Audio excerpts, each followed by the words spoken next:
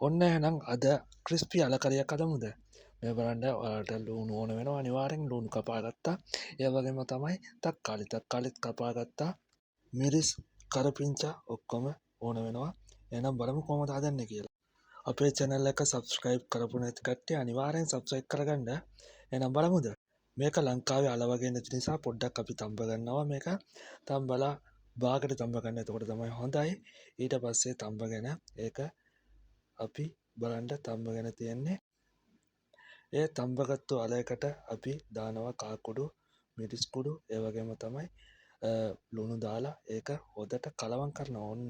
බලන්ඩකෝ මේ ගානට කලවන් කරලා ඊට පස්සේ ඔයිල් දාලා ඒක අපි බාගෙට බෙදගන්නවා බැදගන්න විදිත් බලන්ඩ මේ බලන්ඩ අපි විදගන්නවා ඔන්න ක්‍රිස්පි විදියට ඒක බෙදගන්නවා බෙදගෙන ඒක අපි වෙනම අරන්තියනවා පොඩ්ඩක් බලන්ඩ ඔය ටික තමයි බෙදගත්තු අල ටික ඊට පස්සේ අපි බෙද පොයිල් එකෙන්ම තව ටිකක් කාකුඩුත් දාලා ඊට පස්සේ මිරිසුත් දාලා ඒ ඔක්කොම කරලා ඊට පස්සේ ගාලික් පේස්ට් දාලා ඔයිල් එකේ කලවම් කරලා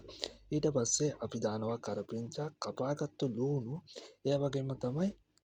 මිරිසුත් දාලා මිනිත්තුවක් වගේ පොඩ්ඩක් ඒක පේස්ට් වෙන්න විදියට තියෙනවා ඊට පස්සේ තමයි තක්කාලිත් දාලා ඒකත් අපි පේස්ට් වෙන විදියට මේ වගේ හදාගන්න ඕනේ මේක බලන්න ඔයාලා ලයික් කරන්න අමතක කරන්න එපා ඊට පස්සේ පේස්ට් එකට ඕන ගානට ගම්මිරිස් කුඩු කරි පවුඩර් ඒ වගේම තමයි සූදුරු කුඩු ලුණු දාලා මෙහෙම මිනිත්තුවක් වගේ බෙද ගන්නවා පොඩ්ඩක් වහලා තියලා ඊට පස්සේ අපි දානවා වතුර ටිකක් දාලා මේකට තවත් ටේස්ටඩ් වෙන්න ටොමැටෝ පේස්ට් එකක් දානවා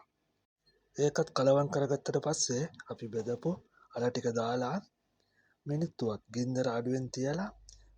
මිනිත්තු එකමාරක් විතර අපි ලිපේ තියෙනවා මිනිත්තු එකමාරෙන් පස්සේ මම කිව්වා වගේ